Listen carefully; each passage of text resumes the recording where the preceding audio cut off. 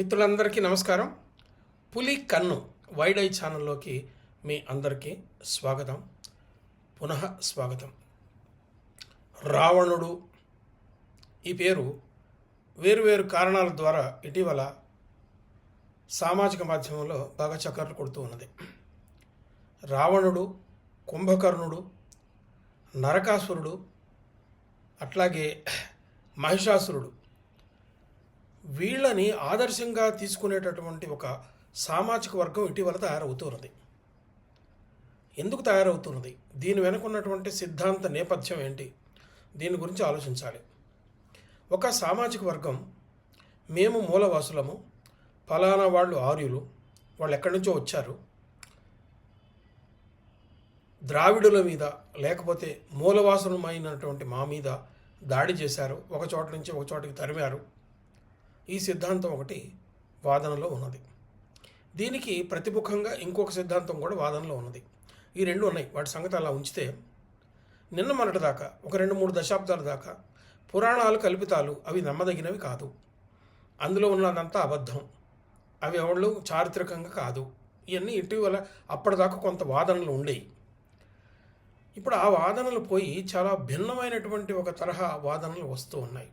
అదేంటంటే, రావణుడు మూలపురుషుడు, నరకాసురుడు మూలపురుషుడు, మహిషాసురుడు మూలపురుషుడు, ఈ రకమైనటువంటి వాదనలు వస్తున్నాయి. కొత్త కొత్త సిద్ధాంతాలు బయటకు వస్తున్నాయి. వీటి నేపథ్యాన్ని ఒకసారి ఆలోచిస్తే,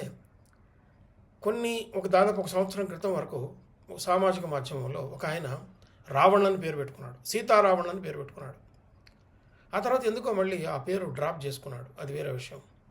కానీ ఇక్కడ జరుగుతున్నది ఏంటంటే, రావణుణ్ణి, నరకాసురుణ్ణి ఆదర్శప్రాయంగా తీసుకొని ఒకవైపు దీపావళి జరుగుతూ ఉంటే నరకాసుర వర్ధంతి జరపడం, మహిషాసురుడికి వర్ధంతి జరపడం, అంటే దసరా వచ్చినప్పుడు మహిషాసురుడికి వర్ధంతి జరపడం, ఇది సాంకేతికంగా ఏ విషయాన్ని మనకు తెలియజేస్తున్నది ఆలోచించాల్సిన అవసరం ఉన్నది. సరే, పురాణ కథల్లో ఉన్నటువంటి పాత్రలు మాకు ఆదర్శం అని చెప్పి, లేదా మూల పురుషుడు అని చెప్పి చెప్పుకున్నప్పుడు దాని వెనుకున్నటువంటి కథని అంగీకరించినట్టేనా మీరు? ఒకవేళ ఆ పాత్రల వెనుకున్నటువంటి కథను అంగీకరిస్తే ఈ పాత్రలు ఎలా ఒక వర్గానికి ఆదర్శం అవుతాయి? ఎలా ఒక వర్గం దాన్ని మా మూల పురుషుడు అని చెప్పి చెప్పడానికి వీలవుతుంది? దానివల్ల ఒరిగేదేంటి? దీని గురించి మనం ఆలోచించాల్సినటువంటి అవసరం ఉన్నది. రావణుడు ఆదర్శం అని చెప్పి, రావణుడు మూల పురుషుడు, మాకు ఆది పురుషుడు అని వగైరా వగైరా చెప్తే ఏం చెప్తున్నాం సమాజానికి మనం? అంటే రావణుడు ఒక మహిళను ఎత్తుకుపోయి చెరపడితే అలాంటి వ్యక్తి ఆదర్శ అవుతాడా? మీరు రావణుడి కథను నమ్మినట్లే కదా. రావణుడి కథను నమ్మినప్పుడు సీతను ఎత్తుకుపోవడం నమ్మాలి కదా. మరి అలా ఎత్తుకుపోయినటువంటి వాడిని అది మాకు ఆదర్శం అని చెప్పి ఒక సామాజిక వర్గం ఎలా చెప్పగలుగుతుంది? నరకాసురుడి వర్ధంతి మేము చేస్తాము, దీపావళి పండుగ మేము చేయం అనేటటువంటి ఒక సామాజిక వర్గానికి అడిగే ప్రశ్న అటువంటి ఇదే. ఏ ప్రశ్న అంటే, నరకాసురుడు ఒక పౌరాణిక పాత్ర అని మీరు నమ్ముతున్నారు, నమ్మినప్పుడు అతని కథని కూడా నమ్మాలి కదా. నేను కొద్దిగా నమ్ముతాను, మిగతా నమ్మతం కుదరదని కదా. ఇప్పటిదాకా జన వ్యవహారంలో ఉన్నది నరకాసురుడికి ఒక కథ ఉన్నది కదా. ఆ కథ ప్రకారం నరకాసురుడు 16,000 మంది కన్యలను చెరపట్టాడు, ఒకచోట ఉంచాడు, బంధించాడు. తనకిష్టం వచ్చిన పద్ధతిలో వాళ్ళతోటి అలాంటి జీవితం అతనికి ఉన్నది. మరి 16,000 మంది అమ్మాయిలను, కన్యలను చెరపట్టిన వాడు ఒక సామాజిక వర్గానికి మూలపురుషుడు ఎలా అవుతాడు? ఒకవేళ అలా మూలపురుషుడు మాకు మూలపురుషుడు అని చెప్పుకుంటే ఆ సామాజిక వర్గానికి ఒరిగేదేంటి? అసలు పురాణాలే నమ్మము, పురాణాలు అబద్ధం అనేటటువంటి ఒక వాదన దగ్గర నుంచి పురాణాలలో ఇలాంటి నెగటివ్ పాత్రలు ఆదర్శం ఎలా అవుతాయి? దీంతో సమాజానికి ఏం చెప్పాలని అనుకుంటున్నాము? అలాగే నాకు రావణుడు మూలపురుషుడు అనే నేను చెప్పేటట్లయితే, నేను సాంకేతికంగా ఒక సింబాలిక్గా నేనేం చెప్తున్నాను, నా గురించి నేను ప్రజలకు ఏం చెప్తున్నాను? ఈ ప్రశ్నలు కూడా వేసుకోవట్లేదు. వాళ్ళు రాక్షసులు అంటే ఎవరు? వాళ్ళకి ఏముంటాయి, ఎలా ఉంటుంది ఆకారం, పక్కన పెడదాం. రావణుడు అని పేరు పెట్టుకొని నాకు ఆదర్శం అని చెప్పేసి నేను కొన్ని సామాజిక విలువల్ని నేను ఎలా ప్రతిపాదిస్తాను, ఏం ప్రతిపాదించాలనుకుంటున్నాను, ఏం చెప్పడానికి ఇది ఉపయోగపడుతుంది. ఇంకొక వాదన ఒకటి ఉన్నది, బహుజనులకు మూల పురుషులు ఫలానా వాళ్ళు ఈ పాత్రలకు ఇలా అన్యాయం జరిగింది. ఒక సిద్ధాంతిక వాదన అన్నమాట. ఫలానా వాళ్ళు ఆయన వచ్చి ఒక ఆర్యుడు, ఆయన వచ్చి వీళ్ళ మీద దాడి చేశాడు, వీళ్ళని చంపేశాడు. ఇక్కడ అరణ్యాన్ని దాన్ని వశం చేసుకోవడానికి, అరణ్యం మీద ఆధిపత్యం చలాయించడానికి బయట ఉన్నటువంటి నాగరికులు వచ్చారు, అరణ్యం మీద యుద్ధం చేశారు, అరణ్యవాసులైనటువంటి వాళ్ళని, మూలవాసులైనటువంటి చంపేశారు, లేకపోతే తరిమేశారు. ఎలా వస్తుంది ఇది?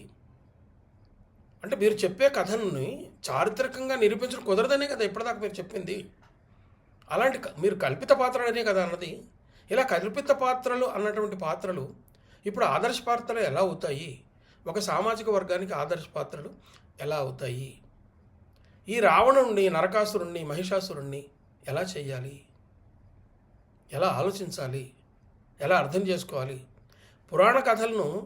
పురాణ కథల నేపథ్యం గురించి కొన్ని పుస్తకాలు ఇవన్నీ వచ్చినాయి. దీంట్లో వైరుధ్యాన్ని మీరు ఎలా అర్థం చేసుకుంటారు? ఈ వైరుధ్యాన్ని ప్రజలు ఎలా అర్థం చేసుకుంటారు?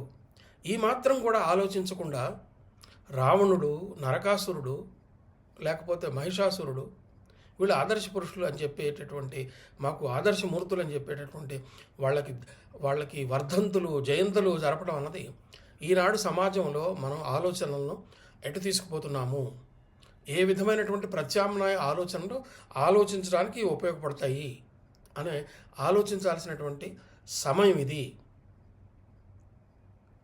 ఒక సంచలనాత్మకంగా చేయడానికో, లేకపోతే ఈ సంచలనాన్ని కలిగించి ప్రజల్లో ఏదో చేయాలనో, ఇలాంటి చేసేటటువంటి ఆలోచనలు చివరికి ఎటువైపు దారితీస్తాయి?